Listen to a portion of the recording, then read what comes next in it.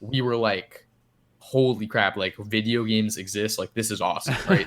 And now that I'm looking back on it and I've beaten that game like countless times and stuff, we really had no clue what was going on because he was just starting to learn how to read, Yeah. and I wasn't able to read yet, so we didn't know that you could save. Jamming, yeah, jamming. I hope you like a jamming too. Hello, listeners. Welcome to Jammencast. This is a podcast dedicated to celebrating video games and delivering video game news and interviews. I adore video games and love sharing that with you every week. So if you stick around, I think you'll have a good time. This week we have What's News, where I go over the video game news from last week. And then I have an interview with Luke. He's a 17-year-old young man who is involved in the video game industry. He's interned for an advertising firm out in LA that does work for Activision Blizzard. He was able to share most of that experience with us, as well as his life growing up and how video games have changed him. Before we get started, I want to inform you of a few ways you can elevate your experience. If you follow me on Twitter at Jamin the Shaman, you'll know more about what I'm up to and how you can be involved. And I'm also on Twitch at twitch.tv/Jamin. So give me a follow there. You'll know when I'm live. You'll know how to be involved in the podcast when I'm live there or if I'm playing Classic WoW. And now, just released, I have a phone number you can call if you feel like giving me your opinion. If you say something interesting, if you make a great point, I'm happy to put you on the air next podcast, and I will respond in kind. The number you can call to leave your opinion is 949-407-9198. That's 949-407-9198. So let's go. Let's get this podcast started.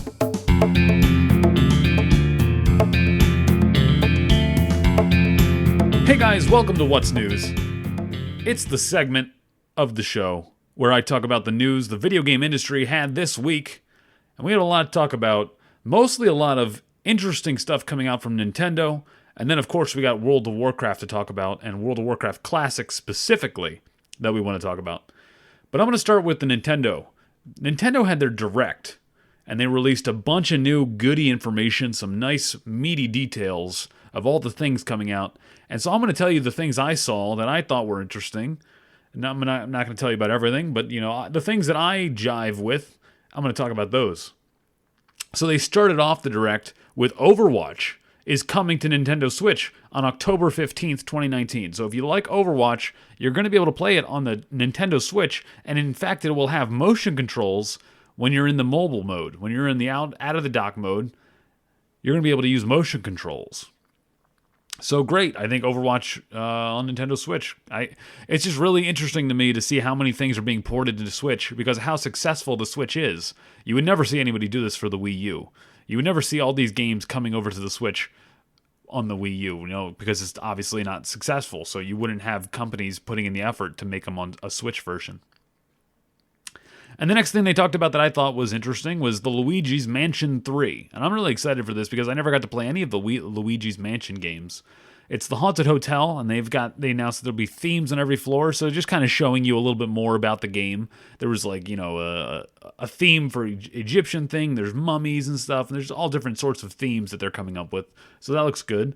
But they also announced a party mode, a Scream Pack. Is that what they called it? They called it the Scream Park. Party is like a party mode. You can play with up to 8 people, and there was like mini games. It was almost like a Mario party type mini game section on Luigi's Mansion. So it looks really interesting. Trials of Mana. This is a game I have never played or really heard of, but I know I've heard of the name, but I've never played it, never really known much about it. But I got excited seeing this video. It's a remake, a remaster, an HD version of the game. April 24th, 2020. You can look for that. Big announcement from Super Smash. Banjo-Kazooie is out for Super Smash. So if you want to play Banjo-Kazooie, he's out right now. September 4th, he came out. And now you can play as Banjo-Kazooie in Super Smash. And then they announced the next fighter for Super Smash Bros. It's Terry from Fatal Fury. The King of Fighters was announced as the next fighter for Smash Bros. So those are the big announcements, right? Like, I've never played Fatal Fury. I didn't play any of those games, King of Fighters. But Terry's coming. So he looks like a good, well-designed character. I hope he's fun to play. All the DLC characters have been good so far. And then they've announced, a bigger announcement was that more DLC fighters will join the battle, but will not be included in the Fighters Pass. So they haven't announced the 5th fighter yet. for the Fighters Pass, which is the thing you could buy to get the first 5 DLC fighters. But there will be more DLC fighters after the Fighters Pass is over. And they're still working on more. So that's great. Legends of Zelda Link's Awakening Remake got announced. It's September 20th, 2019. If you're looking for that, it looks amazing. So much nostalgia in that game. So many games that are remastered and remade recently. And I'm not upset about that at all. I love these games and I want to play them again. So I'm not upset that the companies are just remastering and remaking games. I mean, listen, I'm playing classic WoW. Talk about it. Divinity Original Sin 2 is coming out on Nintendo Switch. And they announced that you can have share cloud saves between your Steam and Nintendo Switch accounts. So you can actually get your Steam save and play it on your Switch. Then Doom 64 is being re-released on Switch November 22nd for a virtual console kind of game. It's great. Super Nintendo is coming to Switch Online. So they had the virtual console for Nintendo Entertainment System. Now they have the Super Nintendo coming. And the standout game for me from this lineup of games they announced for the Super Nintendo Virtual Console was the Star Fox. Star Fox has never been available on an official Nintendo Virtual Console, official Nintendo emulator, because they've always said that there's some kind of special chip in the Super Nintendo cartridge that they were never able to actually emulate, something weird like that. So it's actually coming. The Star Fox is coming to the Nintendo Switch Online. So if you have a Nintendo Switch Online subscription, you can play all these old Super Nintendo games. And then they announced a $30 controller. If you're interested in playing with the old Super Nintendo controller wirelessly, you can do that. It's a controller. And then Witcher 3 is coming to Switch, and Xenoblade Chronicles Definitive Edition is coming to Switch. I'm excited about that. I played Xenoblade Chronicles. I played Xenoblade 2. I played Xenoblade X. But I never beat Xenoblade Chronicles, and I need to go back and play that game and beat it. And to see it on the Switch means I'm like, oh, man, I could play it. That's easy. That's easy to do. I can just plug that right in. So that's the Nintendo Direct. That was an exciting set of stuff going on in Nintendo Direct. But more importantly, let's talk about Classic WoW, okay? Because that's really what I want to talk about. And I'm always trying to pad this news section out with things that are not about Classic WoW. But honestly, the thing I love the most is Classic WoW, and I got to talk about it. So free character move service has been announced for Classic WoW. For select WoW Classic highly populated realms, players will see the option to initialize a free character move on either the character select screen or the queue screen of the realm. So if you're on Arugel, if you're on Fairlina, if you're on Stalag, if you're on Herod, Scarum, Incendius, Thalnos, Fairbanks, Whitemane, Bigglesworth, Pagel, or Grobulus, there are free character transfers being available probably already. They probably already started those for your realm. You probably already noticed them. But they're going to some new realms, some different realms. So like Arugel is going to Fellstriker. Fairlina and Stalag are going to Heartseeker, which is a new realm. Herod and Scarum are going to Earth Fury, which is a new realm. Incendius and Thalnos are going to Netherwind. And Fairbanks and Whitemane are going to Arcanite Reaper, which is a new realm. I kind of want to play on Arcanite Reaper. Bigglesworth and Pagel. No, Bigglesworth is going to Anathema. Pagel's going to Windseeker. And Grobulus is going to Deviate Delight.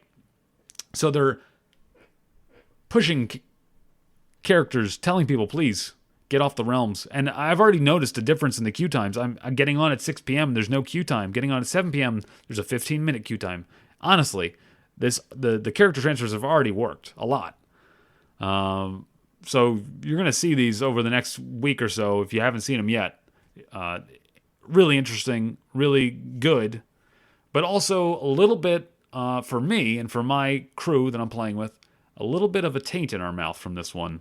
Marco, who you might know from the original podcast episode 1, Blizzard announced that they wanted people to re-roll on new servers to avoid the queue. They said, if you want to play, re-roll on a new server. And for some reason, Marco came to the conclusion that Blizzard would take care of him and let him transfer back after the server was over. Or for some reason, he believed that we would transfer somewhere else and it would be easy. We would be able to play together still after a week. We would get back together easily. But he rolled it on Benediction. So he was able to play. There was no queue time. We would be sitting in queues, and he'd be like, "Hey guys, there's no queue on Benediction. You could re-roll with me right now." And we didn't re-roll with him. So now Blizzard announces we're offering free character transfers. And Mark goes up in joy. Hooray, free character transfers. But we're only allowed to transfer to a completely different realm from the one he's on. And he's not able to transfer to our realm. So all his work, all his character is now level 30. He would have to re-roll on our server, or he'd have to wait for the paid character transfer service to come into the situation, which just sucks for him. He's just in a really shitty situation after all that. Like it's just a misread on his part. Blizzard didn't exactly, I guess they didn't illustrate it enough for him to understand, and it sucks. We dealt with the queues, he didn't, and now he has to either throw his work away or wait for a free character transfer, or a paid character transfer, excuse me. Anyway, not to get too caught up in my own personal drama, let's go right into more news here. There was a blue post today, it came out for me, which is the 5th of September, 2019. Someone talking about layering and how layering is a problem, but the problem should not be, you shouldn't have to be able to switch layers as quickly as you can right now. Switching layers is not good. As there should be some kind of control involved. And so Blue came in to talk about this. So Puzzzorax, a WoW developer, posted this on the US forums. And some really interesting points in here I want you to listen to here. We agree that we should add a delay between subsequent layer transfers. We have all the controls I talked about in the Reddit AMA before launch, a few secret weapons we haven't discussed publicly, and we're working on deploying some additional controls to further restrain layering from being exploitable. The issue is a much smaller problem than some people are claiming. We've been closely monitoring the effect layering is having on economies and other aspects of the game, and many of the stories we've seen posted are wildly inaccurate. We've seen screenshots of banks full of rare crafting materials, which we've investigated and proved false. Some people claim that they've discovered dozens of layers per realm, but that claim is completely false. All realms have a single-digit number of layers. Most of them have a low single-digit number. Rest assured that there are not people running around with banks full of thorium, arcane crystals, or black lotus. I think the biggest point out of all that, and I'm talking about layering. Layering is crap. I've run into my own problems with layering, but single-digit layers per realm, boys and girls. That's up to 9 layers at the most per realm. I'm assuming there are 9 layers on the largest realms, but that's 9 layers. That's a lot smaller than I was expecting. I thought there was going to be at least 10, 11, 12 layers, 14 layers. I didn't know how many layers they were including.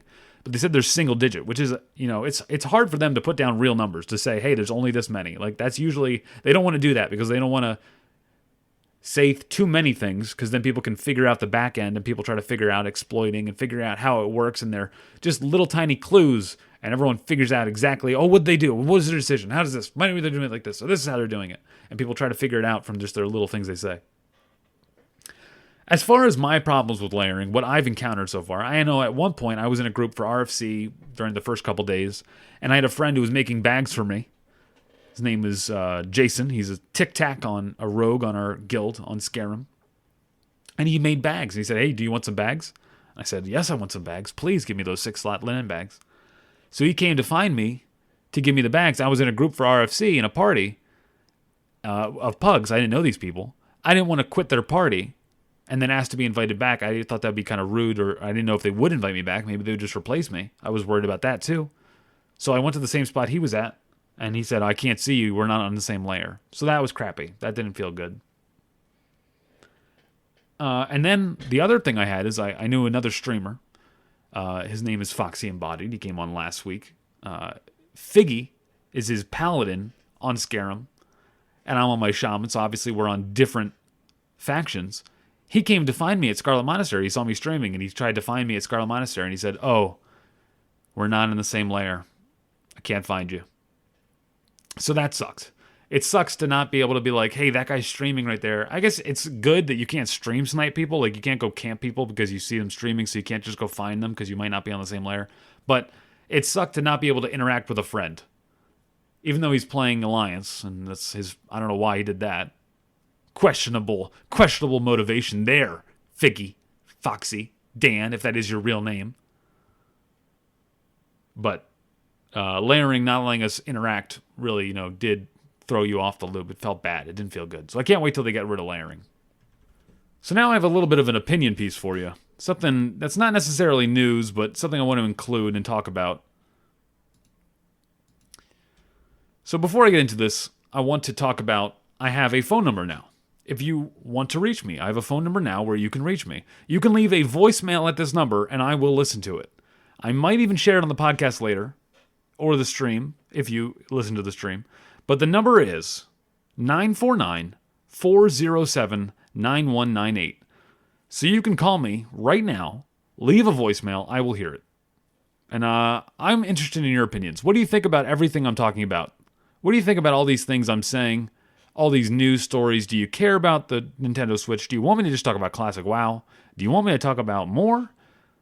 What do you like? What do you not like? And what are your opinions on these specific stories? So here's your first story, okay? Here's the one that I don't know what you're going to like or what you think. But here's my opinion. You tell me what you think about it, okay? Call me again.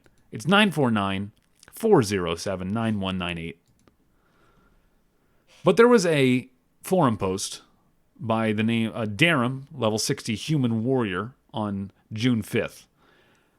And he was talking about vanilla WoW and classic WoW. He's a 2004 vanilla player, according to his post.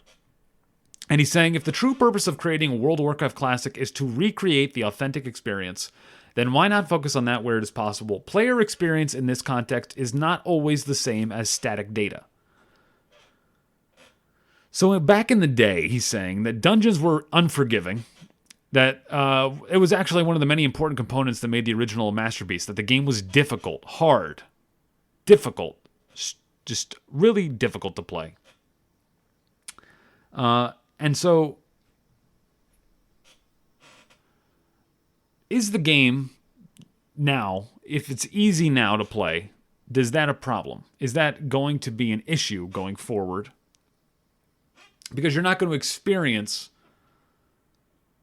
the game the way you did before. But I feel like you can't change that. You can't change the way people experience something. You can just give them the same thing that they got before. You can't make the cake better, right? Like if you take a cake and you add ingredients, more sugar to it to make it sweeter, it changes the cake. It might ruin the cake. It might make it not... Some people might like it more, but it's not the same. It's different. It's a different cake. It's a different recipe. So, we're trying to recreate the first time you ever ate sugar? Should we put more sugar in it so that your body... Because your body's not used to that anymore. So now we put more sugar in it to make it taste better. And then we end up with BFA. Sorry. This is my opinion. That's my opinion. Should Blizzard... And that's my question to you. Should Blizzard change things? Should they make things more difficult in order to make it more vanilla-like? Make it the way it feels in vanilla? Even to the point where they reverse some nerfs to things that there were in the patch. So in this whole post he posted a bunch of patch changes to things. Like in patch 1.12, here's the things that they should reverse in order to make the game back to what it was in vanilla. Baroness Anastasia in Stratholme, this is a patch note change that happened sometime in vanilla, will now leave the possessed target when the target is below 50% health, instead of 30%. She will also cast possession slightly less often. So they nerfed her. Instead of having to get person down to 50% health, which is the way it is right now, you would have to get them down to 30. So there was that window where you might actually kill them because it didn't exactly pop them out immediately. Overall respawn in Stratholme was made longer, so it's hard. They respawn slower. Things like that. Do we change these? Do we change the things that were not in 1.12 to make the game more classic, more vanilla feeling? Is that the correct way? Whose version is correct? Whose version is the best? And I feel like they're not going to change anything because they already decided on 1.12. But what do you guys think? Do you think they should? Do you think they should go back to the way things were in vanilla?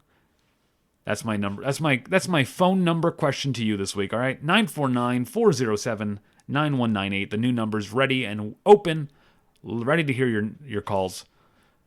Please call me, and we'll talk about it. So now we're going to move on. We're going to go to the interview this week. I have an interview with Luke. He's a 17-year-old young man, and he's worked for an advertising firm that did work for Activision Blizzard. So Activision Blizzard would go to this company and ask them to help them with advertisements. And this young man interned for them for 2 weeks. And he explained his experience to me, explained exactly what his life is like growing up, what video games did for him, and what he wants in the future with video games, because that's what he wants to do. He wants to be a game designer, or he wants to work in the advertising industry with video games, something in the video game industry. So it was interesting talking to him. Here's the interview. Hope you guys enjoy it.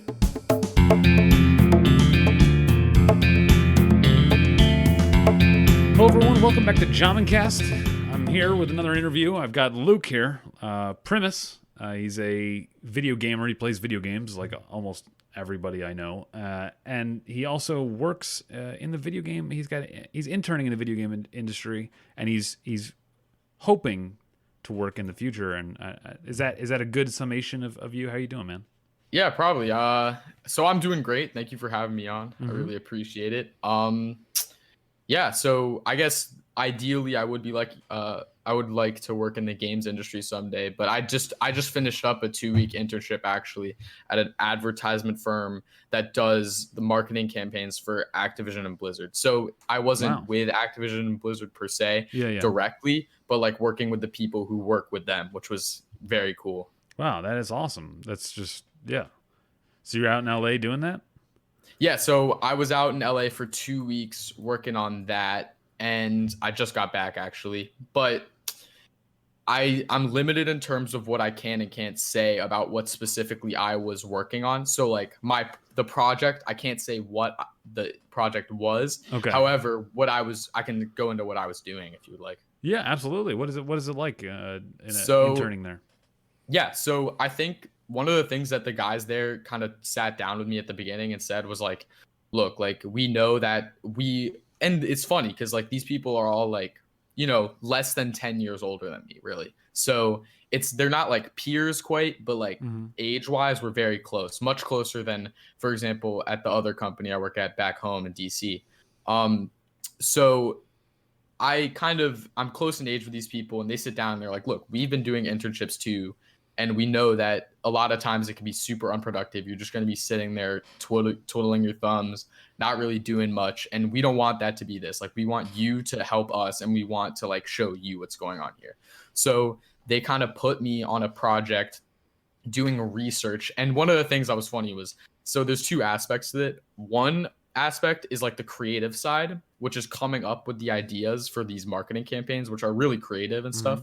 So like I can say the name of the company. It was 72 and Sunny. So they did like the whole campaign with Destiny 2, with I think Destiny 1 as well, and then some Call of Duty stuff in the past with Activision. Now they're starting to do the new Blizzard marketing stuff. Okay, but so I'm assuming they're sending you a bunch of artwork and stuff, and then they say make something and figure this out. Like not you, but the company that you're. Oh yeah, the company. Yeah. So yeah, I mean, it's a lot of it is that, and that's like kind of the creative side. But then you also, when you're presenting to these like like the people I was working with were going to meetings with Activision CEO. Yeah, Bobby Kotick.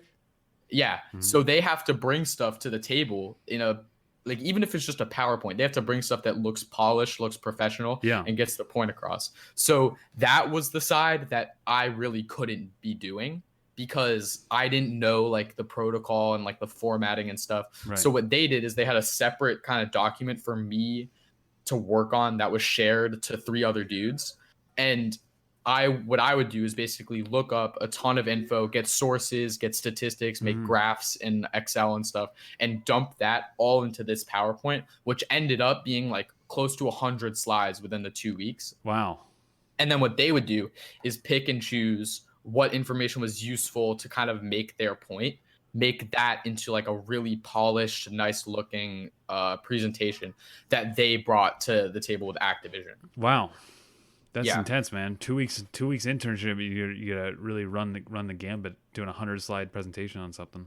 Yeah, it was pretty cool. So I'm not like I can't really be super specific here, which is annoying. But I kind of what I started researching on, by the time I left, they had already shown to Activision, and apparently what they said was, oh, like it went really well. So that was pretty cool to see, and I think like it was interesting because they kind of knew that most of the stuff I was finding wasn't going to end up being useful, but maybe like 10% of it ended up being like a 10-page PowerPoint. Yeah. And that was all they need. They just needed to distill it down to like what they really need to get across. So Yeah, I feel that. I feel like even doing on this podcast, I feel like a lot of things I do, the work I do, it's like I work all this stuff and then only about 10% of it actually makes it to the podcast. yeah, for sure. Yeah. So let me ask you the question that I ask everybody is the first question, and I skipped over it with you, is what's the first game you ever played that left an impression on you? Okay. So man, this is difficult. Actually, I think it's not that difficult now that I'm thinking about it, because Yeah. the first game I ever played was the first game that left an impression on me, Okay. which was Pokemon Leaf Green on Yeah. the Game Boy Advance. So I think the thing with that is my parents had never really exposed my brother and I to video games up to that point. I was only like 4 and my brother was maybe 6, but my grandma kind of unsolicited and without like consulting my parents, Yeah. for my brother's birthday, bought him a Game Boy Advance SP and Pokemon Leaf Green. So when that happened, we were like, holy crap, like video games exist, like this is awesome, right? And now that I'm looking back on it, and I've beaten that game like countless times and stuff, we really had no clue what was going on because he was just starting to learn how to read, Yeah. and I wasn't able to read yet, so we didn't know that you could save. So Oh what my we God. basically went through was and we were little kids, and our Yeah, parents yeah. put a limit on our screen time, so they were like, you can only play for 30 minutes. So we got 30 minutes into the game every time, turned it off, and restarted. So you were like speed running the game, trying to see how far you could get every time. Like, oh, we did this part. We did this part. We got to get go. Yeah, that's exactly what was going on. Wow. And we couldn't tell any of the dialogue, and we figured stuff out on accident, basically. Like so for the opening for that game, you have to walk into the grass to trigger an event with Professor Right. Oak. Yeah. And we didn't know that because we hadn't been on YouTube, we hadn't seen Let's Plays, we didn't play the originals on the Game Boy Color. Yeah. So we just were walking. I think like the first couple times we played it, we were just walking around Pallet Town, and then finally we were like, oh, what if we go here? We went there, and then it triggered the event. And then we got one step further and one step further. Wow. And then eventually, once my brother like could read well enough, he figured out how to save, and that's when we really started beating the game.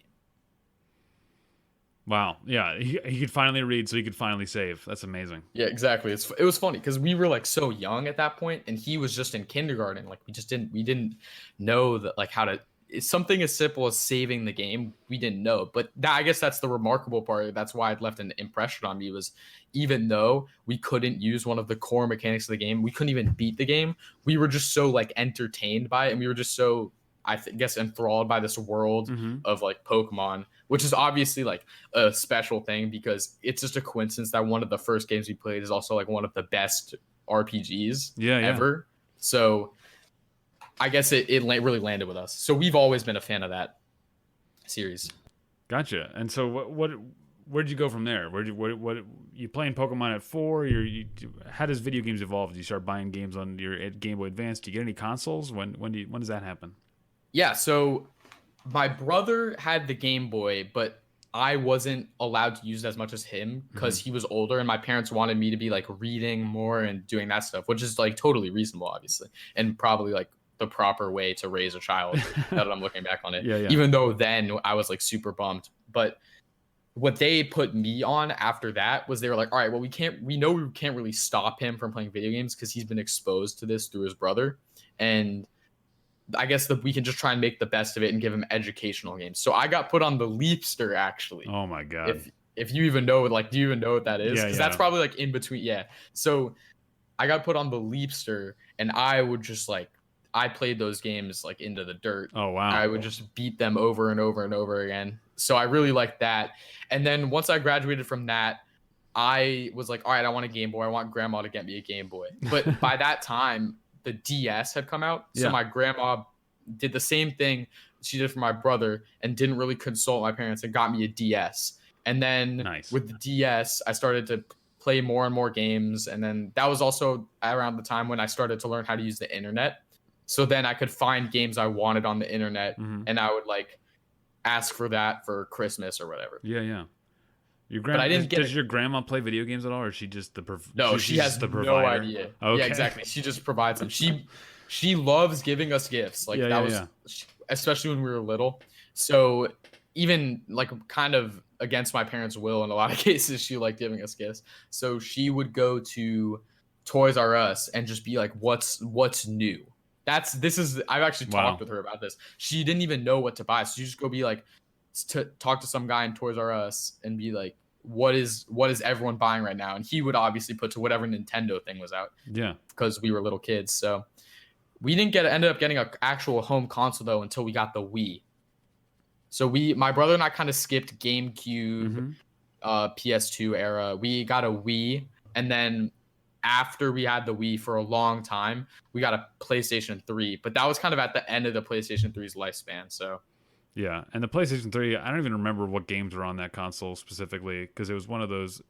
I don't know. I don't think I was into console gaming super hardcore. I mean, like Diablo came out on that. I think Diablo 3. And So we actually weren't into those games because this is another thing about my parents I should have mentioned. mhm. They were also in strict adherence to like the ESRB guidelines. Right. So my brother and I weren't allowed to play.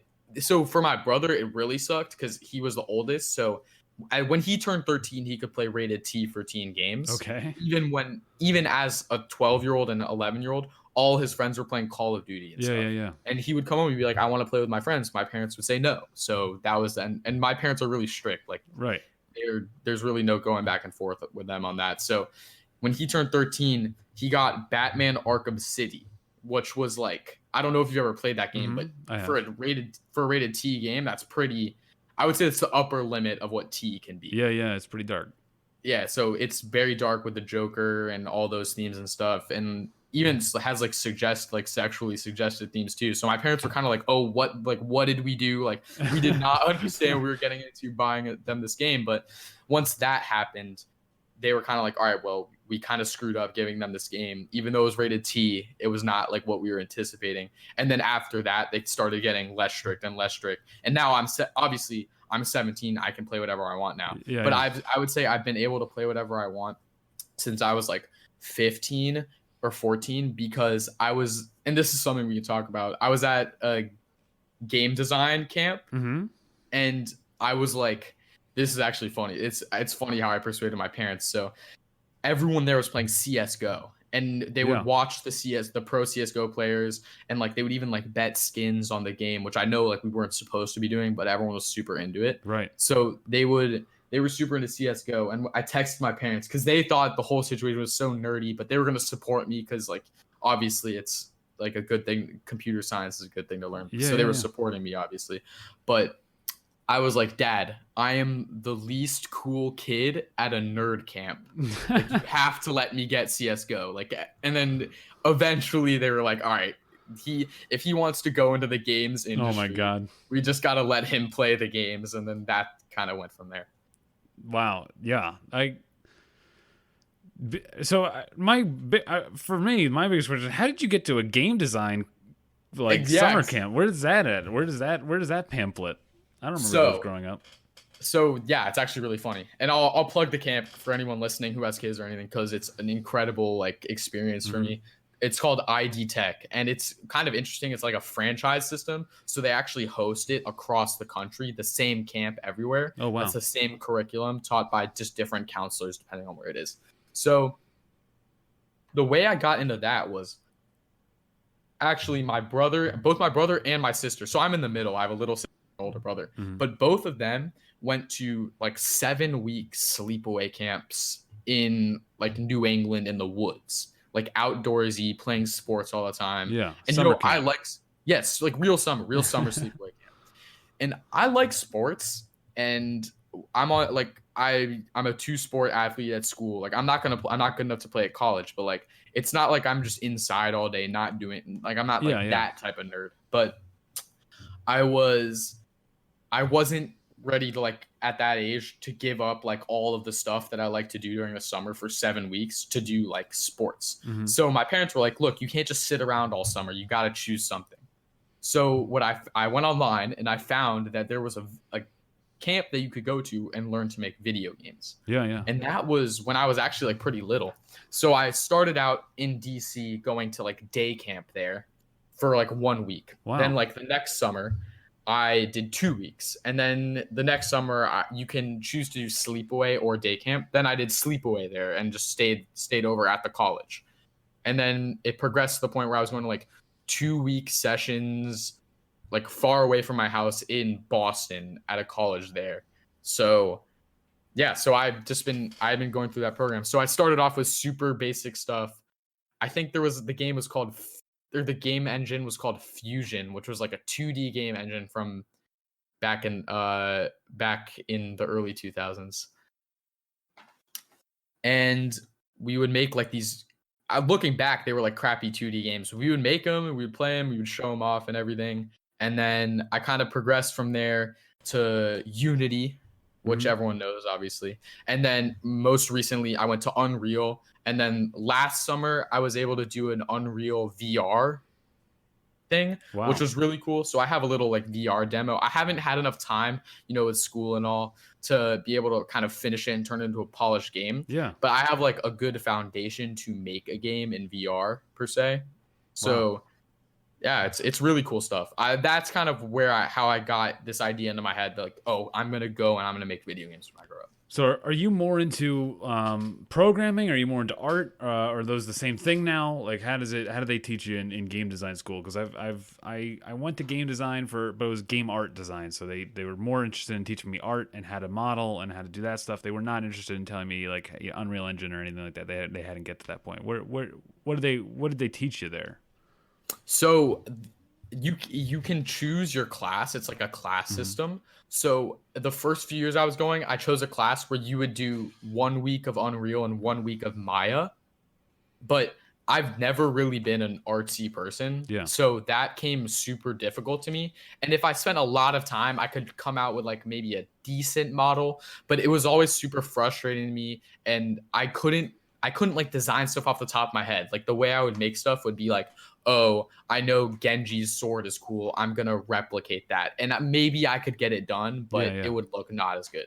So I kind of shied away from that side and I got super into the programming side, which I'd always kind of been into because my uncle was a professor for programming. So I've been programming since I was 8 because he would just give me like old textbooks and I would just read them and program. So I started off in Python, then I got into Java, and then based off of Java, I got into C# because that's more useful for Unreal Engine and Unity. But I don't know C++ as well because I'm not acquainted with the system with like, there's these things called pointers, which makes it much more complicated than Java for a beginner. So I got into the programming side like that, really got attracted to that and then I went to a different elementary school as high school. So I go to a high school that has a middle school and elementary school. Okay. So I was kind of I was choosing whether to go to this high school or another high school, and I ended up choosing to go to the one I'm at right now because they had computer science classes.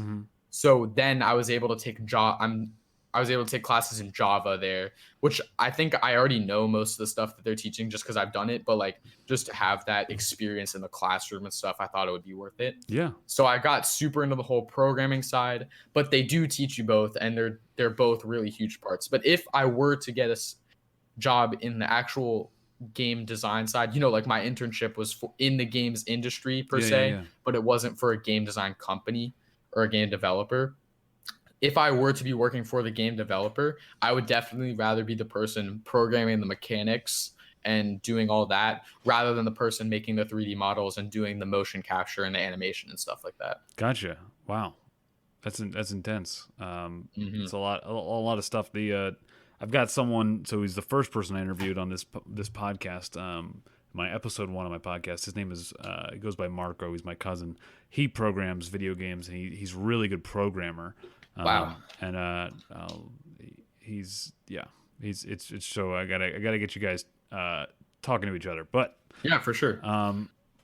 more importantly, let's. I want to know what what is video game culture like right now as growing up? Because I mean, I'm 30. I'm not exactly in the prime of video games. I get kids. I talk to some kids, and they're always like, "Oh, you stream, you do video game podcasts. Do you play Fortnite? Do you play Roblox? Do you play Minecraft?" And I'm always like, "I don't play any of Yeah. those. I haven't played any of those." I don't know. I've seen people play Fortnite. What is it like growing up right now with video Yeah, games? so I think actually Fortnite's an interesting point to go off of because it was kind of a transition period, at least in my like circle of friends and Mm-hmm. stuff. And I think this happened with a lot of groups of friends.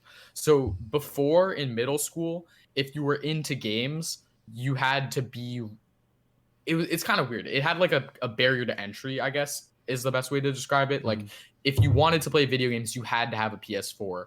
And then if you wanted to play PC games, you had to build a PC or you had to have the money to do that. And not all the kids had the money to do that. Mm-hmm. So I think people who were into gaming decided that, when they got their birthday money or when they made a lemonade stand, like that money was going to games. And for other kids, it would be like, no, I want to buy a new pair of basketball shoes, or no, I want to buy a new lacrosse stick and stuff Yeah, like yeah. that. So in a way, the people who were exposed to games when they were younger, whether it be from like older siblings or parents or stuff, those were the kids who wanted to be spending their money on games. And then that's why everyone who was into games was like really into it. There were no people who like played casually, I guess, is the best way to describe it. So then we go into high school. I meet some new people because it's a new school who have built computers and play games like that. And those are all some of my really good friends right now. So we all are really good friends because we play games together after school. It's like it's in a way, it's like I have other friends who I'll like go hang out with, or I'll play soccer with, or I'll play lacrosse with, or whatever. And I guess the activity I do with my friends who I play games with is we play games. Like we get on Discord, we get Mm-hmm. on Overwatch, and that's how it goes. But the thing about Fortnite was it was kind of universal because there was no barrier to entry to play because it came Yeah. out on the phone at one point. So even kids who had no other devices other than their iPhone could now hop in a squad with us, hop on Discord, and everyone was friends. So we actually became much like better friends with everyone in our grade. I think everyone in our grade got closer because of Fortnite, which is a weird thing to say because it became a social thing. Wow. But then, sorry to cut you off, No, go but ahead. so then as Fortnite's been dying down, I think I think we're all still really good friends because of like those relationships we forged during Fortnite. Like I'm friends with people who I was not friends with prior to Fortnite, which I think is something remarkable for a game. But now that Fortnite has kind of died down in like our friend group, and I think it's somewhat fair to say it has, just based off like the player count and all that stuff. I Mm-hmm. think it's died down across the board to some extent. But yeah, I think Fortnite was a huge turning point. It's funny you bring that up because that's actually like a huge reason a lot of kids in my grade particularly Mm-hmm. became friends. It's a gateway game. Yeah, Yeah, it gets them in, and then they got to buy a console, and then exactly, they got to exactly. buy a PC. Okay. Yeah, like I have friends who bought Red Dead Redemption because they got into video games during Fortnite. And then Red Dead came out when Fortnite was like at its peak. And then everyone was like, oh, now I got to do this. And for those kids, those are like the kids who like they're like the stereotypical kids who like buy FIFA and COD every year but never play it. Mm-hmm. And then now they're like 100%ing Red Dead, and they never would have done that before Fortnite. Yeah. It was funny. It was an interesting dynamic. Um. So I heard you say you play a lot of Overwatch now. Is that the game that your friend group is really into? Yeah, so we're all super into Overwatch because I think we used to be into Counter-Strike a lot more, Mm-hmm. but there's a certain point in Counter-Strike where like if your aim isn't insane and you don't have like an element of natural talent there, then you can't really progress past certain ranks. Now that was our perception because we would always like hit certain ranks, be like super excited, and then proceed to drop back down to where we were Mm-hmm. before. So we kind of got frustrated with that, but then we all bought Overwatch and we were like, wow, like you don't necessarily need to be the quickest shot or have the quickest reflexes to be really good at Overwatch because it's a lot of game sense, it's a lot of teamwork. Mm-hmm. So we all got super into that. And then we've also met other kids from other schools online, and we all are kind of friends now. and we all play Overwatch together. But some of us are like much better than others, but it's still kind of something that we can all play together, even if it's not in the competitive modes. We can play in like arcade or quick play. Yeah. Wow. Do you guys pay attention to the pro scenes at all? Do you watch Twitch streams? Do you watch Ninja? Do you care about him as Fortnite? Do you care about Oh Overwatch man. League? So we all care about Overwatch League. Some of us care more than others. Yeah. Like some of us went to, I didn't go, but some of my friends went to like the meet when DC got their Overwatch League team. Some of them went downtown to like meet the players and stuff, Mm-hmm. which was super cool. I was out of town, so I couldn't go, but I totally would have been one of the kids going down there. Wow. But once we got our own team, I think everyone cared a lot more about Overwatch League. And actually that leads me to something about Overwatch League. I think the way they're doing it with like the city franchise system right now is so smart because like what attachment do I have to FaZe Clan or Liquid or Cloud9 or 100 Thieves? Like these are just random names who are paying a bunch of people a bunch of money to play video games. Yep. But if I hear Washington Justice, that's like, oh, I root for the Washington Wizards or I root for the Washington Capitals. Of course, I'm going to root for the Washington Justice. And now I'm watching all their games and now I'm watching Twitch and stuff. So I think that's super cool. So we all care about that. I think when Fortnite was at its peak, a lot of us like Ninja because at that point he was like the best player, but he's fallen off a lot and people have passed him like by really wide margins and skill and stuff. So I would say none of us really watch him anymore. Like I don't think most of my friends who watched him when Fortnite was at its peak, like if you were like, oh, Ninja moved to Mixer, they would be like, who moved to where? Like they wouldn't remember.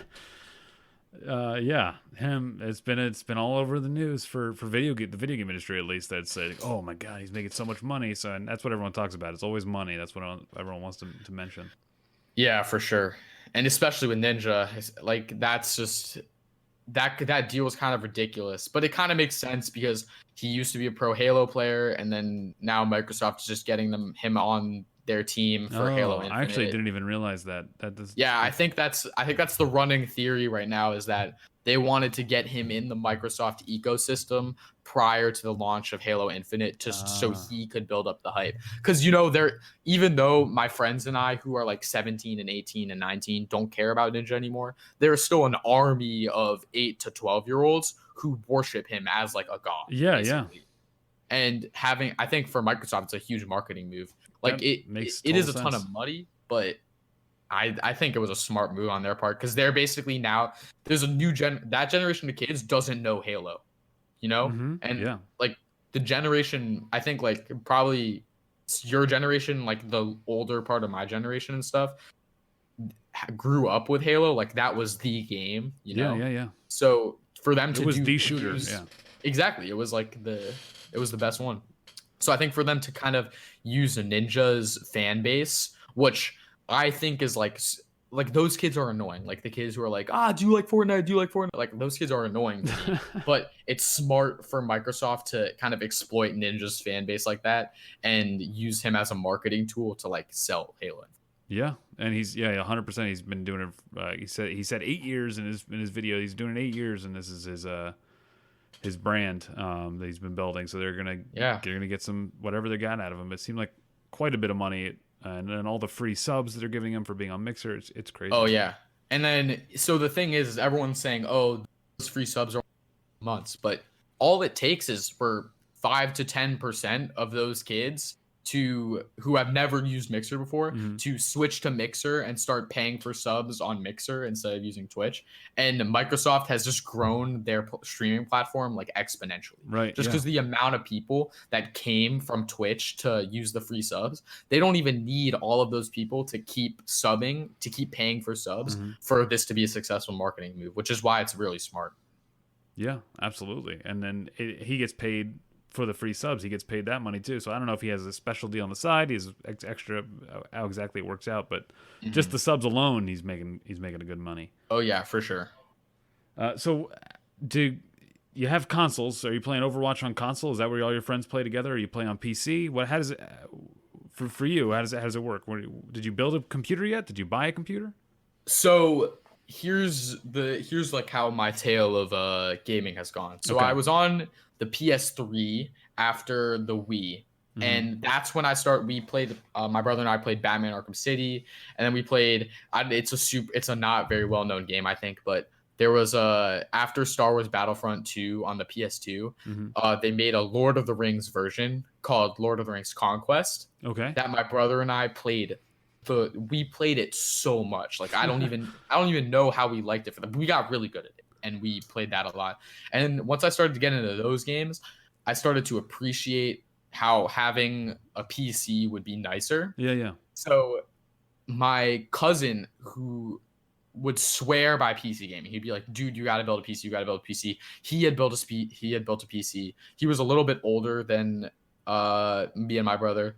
So, but we would be like, "No, dude, like, how am I gonna play with a mouse and keyboard? Like, we like PS3 controllers, we like Xbox controllers. Like, what are you talking about?" But now I realize how right he was and how wrong I was. So I saved up a bunch of money and then bought a gaming laptop because my old laptop had died that I was doing my programming on. And I kind of convinced my parents, like, "Oh, just let me get this new, bigger one so I can keep doing my programming stuff." And they were like, "Oh, well, we're not going to like tell our kid not to do something that's like educational and stuff." Yeah. But then on top of that, I was now able to play games. Yeah, yeah. So then that's how I got into CSGO. And then I saved up a ton of money, lemonade stands, doing chores, all of that stuff. And I was able to do my first PC build in 7th grade. Wow. So that's when it was a $600 build with an i5 4690K and a GTX 960. And that lasted me actually a really long time until I started working for Lynn, actually. So I guess the podcast wouldn't know this, but a mutual friend of Jamon and I kind of like linked us up, and his name's Lynn, and I worked for him in his company. And using the money I got from that summer job, which was much more substantial than any lemonade stand and chore money I had, I was able to start just kitting out my computer. Like my computer is ridiculously powerful right now. So now I can play any game, and I have a really nice 144 hertz monitor, and that's what I play Overwatch on. So nice. And all your friends are you got to play Overwatch with them. Who's your favorite character in Overwatch? So I'm a Moira main. Okay. I love Moira. I love playing heals. And it's funny how I got into playing healer because I would play games at lower ranks, like not super low silver rank, but in silver. And I would just be like, "Dude, these kids suck at healing. Like, I'm not getting any heals." And then that was just like, wait, why don't I just heal the other people? And then I switched to doing that. And then I climbed into plat. So now I'm in plat, trying to make it into diamond one day, but I can't quite get there right now, but hopefully I can get there. But yeah, so I love playing Moira. It's my favorite character. So in there's the role queue system came out, right? The new and so where your best is healer, that's your yeah. Okay. And Moira is the one, if you can get her, that's the one you're gonna grab with. Yeah. Who's good with Moira? Who's like a good secondary healer with you? Who's like your team you want to have if you not knowing the enemy team, but just like So I love actually working. If I'm in a role queue now, it's two attack, two tank, two healer. I guess man, it's weird because like I guess it doesn't make sense to have a Moira Mercy, but I find having Mercy there is so good because with Moira, who outputs so much healing, Mercy can kind of focus on damage boosting other players, which I know probably doesn't work at higher ranks, but I think in our rank, that's a really good combination. But I think Moira works well with almost any healer just because her raw healing output is so massive. Even if you're having a bad game, like you can still just out heal almost any other character at the game at this point. So, I like playing with Lucio because his ult is good. Zenyatta because his ult is good for defensive ult purposes. But I think almost any healer works well with Moira. And as long as you're playing around like shield, if you're playing with a Rein or a Risa, that's optimal because Moira's really good at keeping them alive. But she can work with almost any composition. Nice, man. And you just click with her, right? There's just the damage side and the healing side coming together. So there's certain things that you need to like recognize as a Moira player that kind of make you better than other Moira players. So if you so she has her clicks for her heals and her damage, but she also has a ball that she can throw that does either damage or heals. And you have the best thing that good Moira players do is they recognize when to throw a damage ball or when to throw a heal ball or when to go off and secure a kill or when to stay with a team and give heals. Because a lot of times you see Moiras playing DPS because if you throw a damage ball and then hold right click, she actually does 100 damage per second, which is very high for a healer, especially at low skill ranks, which it doesn't require any aim. So a lot of kids you see playing DPS Moira, those are like, in my opinion, that's bad. You can climb rank doing that and just being super aggressive if you're good, but I prefer to throw the heal ball and then just spam healing and help like let the tanks do the killing and stuff. There's different ways to play her. I just think that's the most effective way. And there's different things that you need to recognize. Like if you use your ult, if you're trying to heal with your ult, it's best to throw a healing ball before and then use your ult. And then you can kind of out heal a lot of other damage ults. But then if you throw a damage ball and then use your Moira ult, then you can get kills on squishy enemies really easily. So it's all about game sense, recognizing, and knowing when to do what things. Because she's a versatile character, but if you do the wrong thing at the wrong time, you can screw your team over. Wow. That incredible, man. So you told me about this giant computer you built, this money machine you made. Yeah. Are you going to be taking this thing and riding Classic WoW on it? I mean, I would hope so. I'm definitely going to be. The system playing requirements for Classic WoW are like in the dirt. I think your old laptop that you programmed on probably could. Probably can run it. Yeah. I'm definitely going to be playing Classic WoW on this, just because I can blow it up on 1440p monitor and play it at absurdly high frame rates. Yeah. How so makes it look smoother. Dude is. Again, this is a thing that I've talked to, and most of the people I talk to are around 30. So we're all like, "Yeah, I remember when Classic WoW came out." You weren't there. You don't remember when Classic WoW came out. But that's funny. My cousin I mentioned, who's into PC gaming, actually made me a WoW account one time when I was at his house. No idea what. He was playing WoW with his friends, and I was just like, "Oh, it looks shiny and cool. Let me play." So he made me like a free account before, because I don't know how it worked before, but you could kind of make a free trial account or something. Yeah. So this was way back in the day. I don't think it was vanilla quite, but maybe like 1 or 2 expansions in. And he made me an account, and it was definitely after the Leroy Jenkins video had surfaced and blown up. So he was like, "What if we just name your character like Leroy Jenkins, like second cousin?"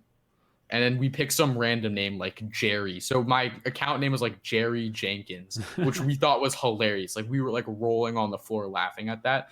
So I have played early WoW.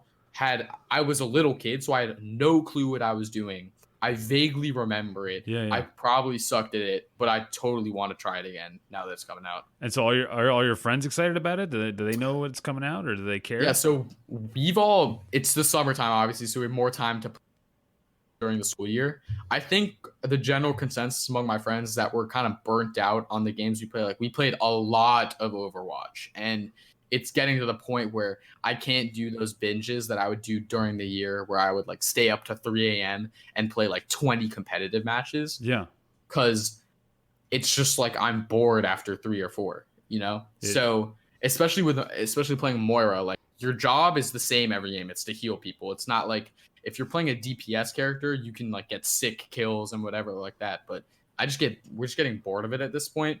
And same thing with like Grand Theft Auto was another big game we played. We're trying to get back into PUBG now, but everyone's kind of gotten so good at that it's difficult. But we're all looking for a new thing to play, and hopefully, I'm crossing my fingers that everyone will kind of decide to go in and buy. Or I don't know how they're going to do it. If it's going to be a subscription model, right? Yeah, it's a subscription, so you don't need to buy the game. You just need to subscribe, and if you have a subscription, you can play. And then it changes based on how much you buy. So you buy like a bunch of months at the same time, it's relatively cheaper, but it's a big upfront cost, basically. Yeah, so I'm hoping that at least some of my friends can get into WoW Vanilla, because I really want to. Yeah, wow. It's interesting to hear people that are excited for a game that came out in 2004 to be re-released. So I think... Go ahead. Yeah, I think one of the things with WoW is it seems kind of overwhelming to get into right now with all the expansions and stuff. So like I don't know if this is an accurate assessment, but something like Destiny 2, when they release an expansion or whatever, they do a bunch of advertising. And Destiny also, my friends and I have a super complicated like relationship with that because we really like Destiny 1, but we feel like they kind of fumbled the ball on Destiny 2 and whatever. But some of my friends still really love it, and some of them don't like it as much. So but I feel like the issue with that is it gets super overwhelming when a new expansion comes out to catch up to the player base that's already there. Mm-hmm. And when I look at WoW and I look at these reveal trailers for the new expansion, I'm like, wow, that looks sick. But I don't want to have to compete with the kid who has 30,000 hours and has been playing since 2004. Yeah. Yeah, they have a lot of catch-up mechanics in the game to make sure that doesn't happen. It doesn't take very long to catch up with the people who are in the lead. I mean, it takes probably, if you're going to play a lot, you take a month or two to get to a point where you're good and you're ready to play with the best people. But obviously they have that lead. They're going to be ahead for a while. But I think a new expansion comes out and it'll just when the new expansion hits, it's just like a clean slate for everybody. But yeah, I think the best thing about classic WoW is that it's a fresh server. Also, it's not just a fresh game. Like it's a complete clean slate. There's literally nobody playing right now, so everything that happens will be completely new, even though it's a copy of what happened back 15 years ago. I think that's why we're all looking forward to it, because there is zero up for this, and and also like this is also a much lesser thing, but even in terms of like the lore and the story and stuff, like it's all going back to the beginning. It's all a fresh, clean slate, and we're excited for that. Yeah, and it's a I'm not saying it's a complicated game or the best game of all time. Some people will say that it's a game that requires, I don't know. I don't have to just turn my brain off. I don't want to say that, but it's fun. It's just fun to play. It's fun to grind stuff, to do stuff, to not have to like. I mean, it's not complicated. It's simple, and it's also really fun. Yeah, I'm excited. All right. Well, I don't really have anything much more to ask you. Do you have anything you wanted to talk about that was on your mind? No, I think we've covered a ton of stuff. Yeah, we have. Absolutely, man. It's really interesting to hear a younger person's perspective on video games and how they are today. And I'm like, was it the I mean, I remember when I grew up, what it was like, but hearing what it's like now, especially with Twitch streamers and the internet and how public it is. Because when I grew up, it was like maybe a couple of YouTubers, but there wasn't like a streaming website. It's crazy to hear how it's the whole thing has changed and shifted. Yeah, it's nice to see. I think it's kind of been democratized in a way. Like now everyone has access. Even if you can't afford a PlayStation, you can at least watch someone play a game you're interested in. And I think giving everyone access to gaming, it's only made it better. Like now there's just more to talk about with your friends, more for everyone to enjoy. I think it's really good. Yeah, and I guess you can check out a game before you even buy it. You can be like, is it actually good? Is it would I enjoy this? Would we enjoy this? We can all look at it as a group, and there's a guy who's doing a Let's Play of it or something. Yeah, for sure. I think my friends and I do that a lot with Rad Brad. Like whenever a new game comes out, he super in-depth Let's Play, like 45-minute episodes, super awesome to watch. So we always like those. Is that a YouTuber, Rad Brad? Yeah, Brad. He's a huge Let's Play YouTuber. Like I think the last example of a game that like I watched him play for like 4 hours before I purchased was Far Cry 5, because Far Cry 4 wasn't as good as Far Cry 3, but Far Cry 5 looked really cool, but I wasn't sure if I wanted to drop $60 on a game, because like buying AAA titles when it first comes out, like I have to know I'm gonna play that game. Yeah, it's a lot of money. $60.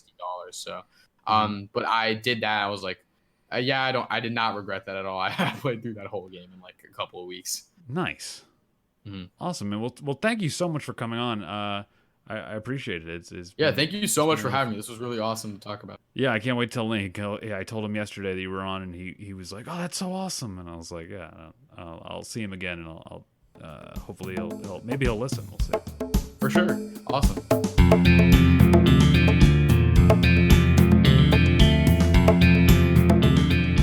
That's the podcast. I hope you enjoyed listening to Luke and my conversation. He was delightful to have on. That's everything I have for you right now. I hope you stick around, though, because there's always more stuff coming down the pipe. Have a great night. Have a great life. and have a great morning.